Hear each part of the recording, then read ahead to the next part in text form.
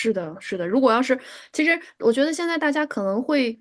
会有人对，就有更多的人啊，会对这个就是佛学，然后对法会有一些需求，但是他们没有什么机会可以遇到一位很好的一个善知识去告诉他们应该去怎么样做。对，对，这个朋友就是也有提到，就是说，你看，因为他遇不到很好的善知识，所以他在家里边修行的时候，他就会，他是这样说，他说他在心理上会着相，在心理上会着相摇摆。他知道说他要依法去修行，但是有的时候他没有办法确定他自己的理解对不对，因为他身边没有这样的因缘，没有这样的善知识，对，所以他就在问说，怎么样才能更好的在家里修行？我觉得你真正的想修行，你身边没有善知识这件事情，现在70%是你自己不够，对这方面还可能是有一些决心，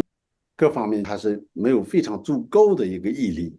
如果你有足够的毅力呢，现在寻找善知识其实不是非常困难的一个事情。哪怕就是是不能天讲可天在一起，其实天天在一起也不一定有很大的好处。本来你不能期待你的善知识和上师，你天天在家人一样的在一起，反而呢可能会看到很多善知识的一些人的一面和你自己的一些业力的现象也好，各种各样，你觉得就是可能会产生一些不一样的看法，所以有时候距离产生美感，这个其实也你和善知识的相处当中也非常有用的一个一个态度和做法。那你有了一个善知识，你一年当中以一定的时间能够拜见他，能得到他的教法。其他的地方，你可能现在可以线上，可以连线，可以用各种方式，各空也可以，上师都有做教学。嗯，想尽办法用任何的方式来要抑制上师和接近上师。你真的得不到，你也要七心三宝。希望我能够遇到一个具体的上师、善知识，引导我。我觉得这个都要，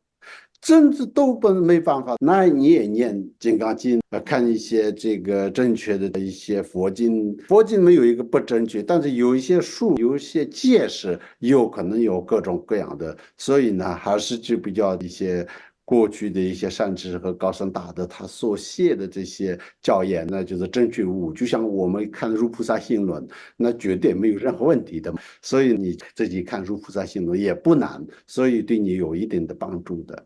是让你能够遇到善知识的时候，更加的清楚，能够分辨你的次第。你是不然其实我们也非常容易对佛法的理解能够产生一些误解和偏差。所以这一点善知识确实是非常重要，但是这个重要也主要是要自己要有一定的这个行动力，然对。后没有说是我不具足，你心里觉得不具足，永远不会具足的。所以他要实际的去发愿，实际的要去寻找，做。对。对，是的，还